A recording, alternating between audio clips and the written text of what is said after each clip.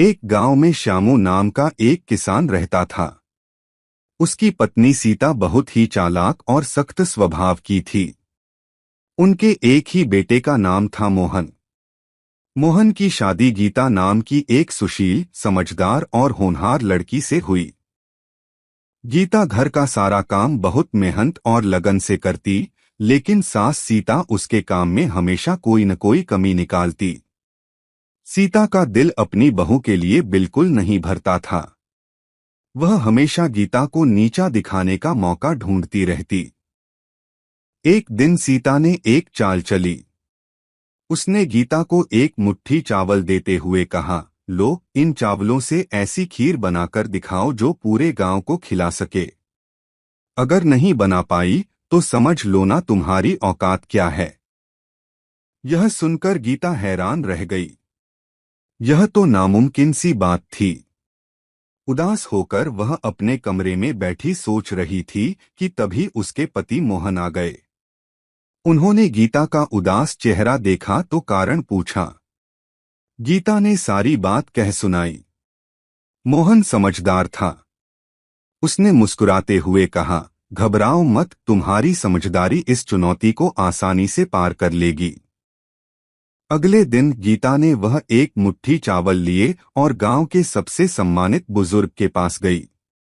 उसने उन्हें प्रणाम किया और कहा, बाबा, मेरी सास ने मुझे यह चावल दिए हैं और कहा है कि इनसे इतनी खीर बनाओ कि पूरा गांव खा सके। मैं जानती हूं कि ऐसा होना मुश्किल है, लेकिन मुझे आपकी आशीर्वाद की जरूरत है। क्या आप और सारे गांव वाले कल दोपहर मेरे घर खीर खाने आएंगे? बुजुर्ग ने गीता की बात सुनी और उसकी समझदारी और सादगी से प्रभावित हुए। उन्होंने हाँ कह दी। अगले दिन दोपहर होते होते गीता ने उन चावलों से थोड़ी सी खीर बनाई और एक बड़े बर्तन में डाल दी। जैसे ही गांव के लोग आने लगे, गीता ने एक चाल चली। उसने सबसे पहले बुजुर्ग को आदरपूर्वक बैठाया और कहा, बाबा, मेरे पास खीर बहुत कम है, लेकिन मेरी सास की इच्छा है कि पूरा गांव इसे चखे।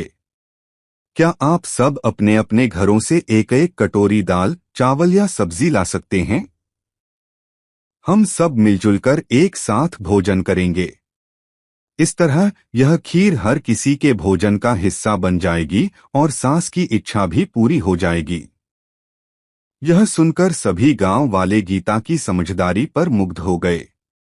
सबने अपने अपने घर से खाना लाकर एक सामुदायिक भोज का आयोजन किया।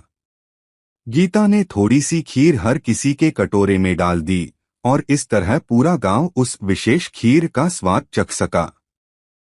सास सीता यह सब देखकर दंग रह गई। उसे अपनी गलती का एहसास हुआ।